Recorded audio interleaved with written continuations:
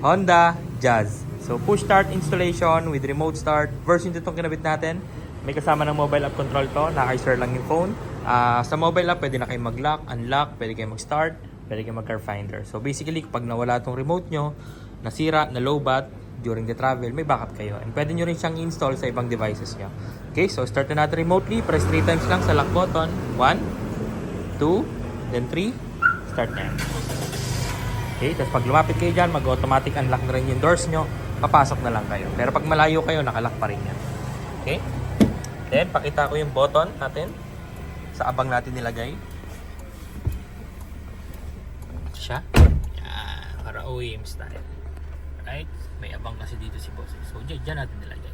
Pag aksidente na pindot, hindi mamamatay yung kotse. Kahit maghapon magdamag ka magpipindot dyan, hindi po mamamatay yung kotse. And then, matic transmission, park luggage, tsaka handbrake. Kapag naka-drive or naka-reverse, hindi nyo siya mapapay-start. And then, yung dati yung susiyaan niya, nakatake na. Okay? Pero reversible po yung process of installation, meaning pwede nyo pa rin pong ibalik sa dati nyong system.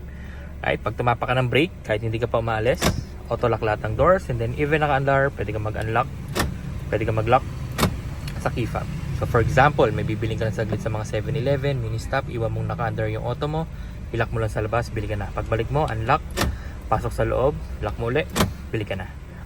Drive mo na yung kotse mo, safe ka na. Kasi sa stock system po, hindi pwede yun. Kailangan nyo papatayin yung makina nyo para ma-lock nyo siya from the outside. Alright?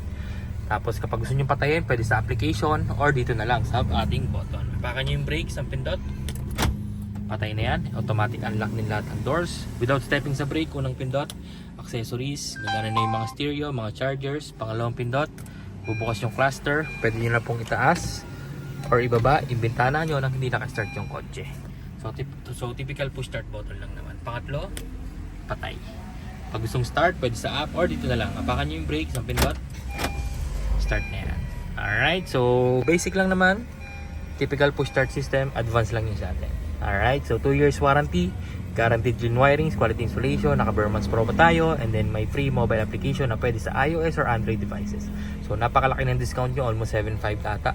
7,500 yung discount nyo this Burman. So grab nyo na itong ating version 2 system, few stocks left. Unahan na lang po tayo. Punta na lang po kayo sa shop as first come first serve kami. Maraming salamat. Bye!